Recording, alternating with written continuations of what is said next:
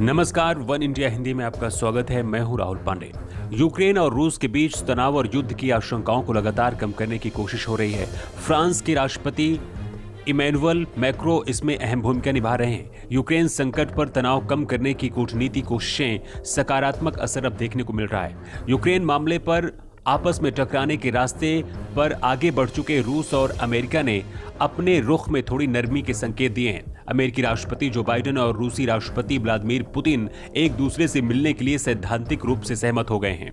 रविवार को फ्रांस के राष्ट्रपति के आधिकारिक भवन इलीसी पैलेस की ओर से एक बयान जारी किया गया, जिसमें बताया गया कि अमेरिकी राष्ट्रपति जो बाइडेन और रूसी राष्ट्रपति व्लादिमीर पुतिन मुलाकात के लिए तैयार हो गए हैं। बयान में कहा गया है कि बाइडेन और पुतिन मैक्रों की ओर से प्रस्तावित किए गए शिखर वार्ता को लेकर तैयार हुए हैं।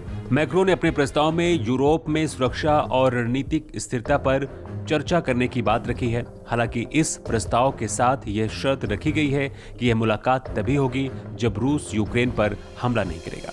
इधर म्यूनिख के वार्षिक सुरक्षा सम्मेलन में युद्ध की वास्तविक संभावनाओं को स्वीकार करते हुए अमेरिका की उपराष्ट्रपति कमला हैरिस ने अमेरिकी सहयोगियों से कहा है कि यूक्रेन रूसी सीमा पर तेजी से बढ़ते तनाव का मतलब है यूरोपीय सुरक्षा का सीधे तौर पर खतरे में होना।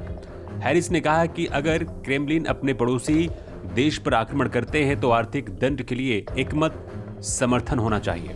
कमला हैरिस ने कहा है कि द्वितीय युद्ध के खत्म होने के बाद से यूरोप अपने सबसे कठिन दौर में हो सकता है। कमला हैरिस ने यह भी कहा है कि आक्रमण और उसके बाद रूस पर लगने वाले प्रतिबंधों की कीमत अमेरिकियों को भी चुकानी पड़ सकती है।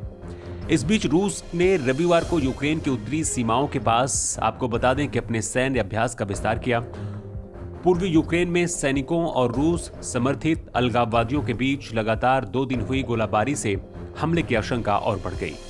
बेलारूस के रक्षा मंत्री विक्टर खिनिन ने कहा है कि यूक्रेन को लेकर बढ़ते तनाव के कारण रूसी सैनिकों के साथ उनके देश का संयुक्त अभ्यास जारी रहेगा। रूसी सैनिकों की मौजूदगी से पश्चिमी देशों को आशंका है कि वो यूक्रेन की राजधानी कीव में घुस सकते हैं।